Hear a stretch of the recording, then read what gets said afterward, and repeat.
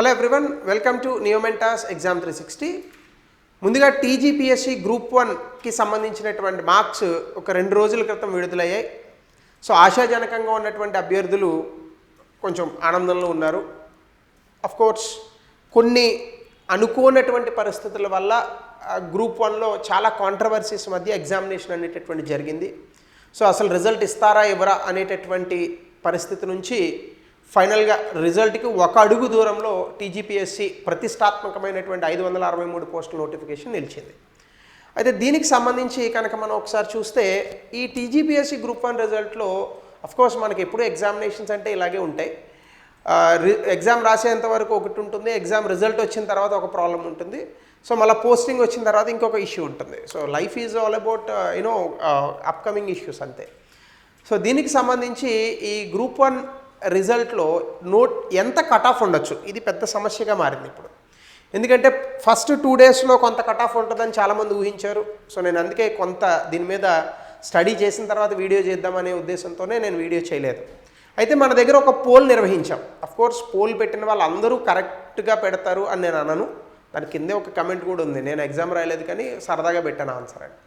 So but at least కొంతమంది అయితే జెన్యూన్గా ఉంటారు, జెన్యూన్గా పెట్టేటోళ్ళు ఉంటారు. అంటే మనకి ఆల్మోస్ట్ ఒక 600 పైనే ఆ పర్టికులర్ పోల్లో కొంతమంది ఆన్సర్స్ అయితే ఇచ్చారు, వాళ్ళ తాలూకా రిజల్ట్ ఎంత అనేటటువంటిది. అందులో 26% వరకు మధ్యలో కేటగిరీస్లో ఉన్నారు, 45% బిలో 400 ఉన్న వాళ్ళు ఉన్నారు. సో ఎంత కట్ ఆఫ్ వస్తుంది అనేది మనం ఐడెంటిఫై చేయాలి అంటే మొత్తం ఎగ్జామ్ రాసినటువంటి వ్యక్తుల తాలూకా మార్కులు తెలియాలి. అంత తెలుసుకునే అవకాశం ఎవరికీ ఉండదు. సో నేను ఇప్పటివరకు సేకరించినటువంటి సమాచారంలో అఫ్కోర్స్ నా దగ్గర ఉన్నటువంటి కొంతమంది స్టూడెంట్స్లో అయితే ఒక 4గురికి 500 పైన వచ్చాయి. అందులో ఒకరు నా స్టూడెంట్ కాదు కానీ నాకు తెలిసిన వాళ్ళకు అమ్మాయి బాగా తెలుసు, షీఈస్ గెటింగ్ 550. సో ఇప్పటివరకు నాకు వచ్చినటువంటి హయ్యెస్ట్ స్కోర్ అయితే ఇదే, 550 మార్క్స్ వచ్చాయి. అఫ్కోర్స్ ఇంకొక 2 స్టూడెంట్స్కి 502 ఒకళ్ళు, 500 ఒకళ్ళు, 514 ఒకళ్ళు ఇలా ఉన్నారు. సో ఆల్మోస్ట్ ఆల్ 500 పైన కూడా నెంబర్స్ కనిపిస్తున్నాయి.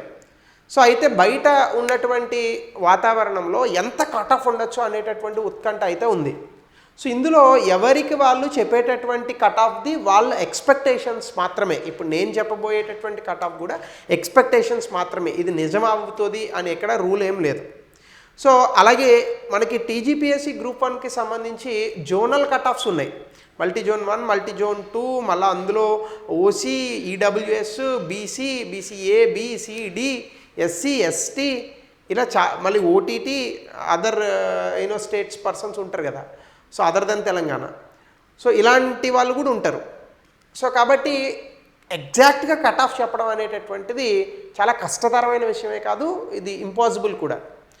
కానీ ఇక్కడ నాకు వినిపిస్తున్నటువంటి మార్క్స్, కనిపిస్తున్నటువంటి మార్క్స్ అంటే సాధారణంగా మన దగ్గర టెస్ట్ సిరీస్ రాసినటువంటి అభ్యర్థులు, సో నేను కొంత కనెక్షన్లో ఉన్నటువంటి అభ్యర్థులు, చాలా రోజుల నుంచి ఎగ్జామినేషన్ కోసం కష్టపడుతున్నటువంటి అభ్యర్థులు, ఇలా కొంతమంది మార్క్స్ సేకరించి సో ఇందులో వచ్చినటువంటి అనాలిసిస్ ప్రకారం చూస్తే ఖచ్చితంగా 450+ స్కోర్ ఉన్న వాళ్ళు సేఫ్ పొజిషన్లో ఉన్నారైతేనే చెప్పచ్చు.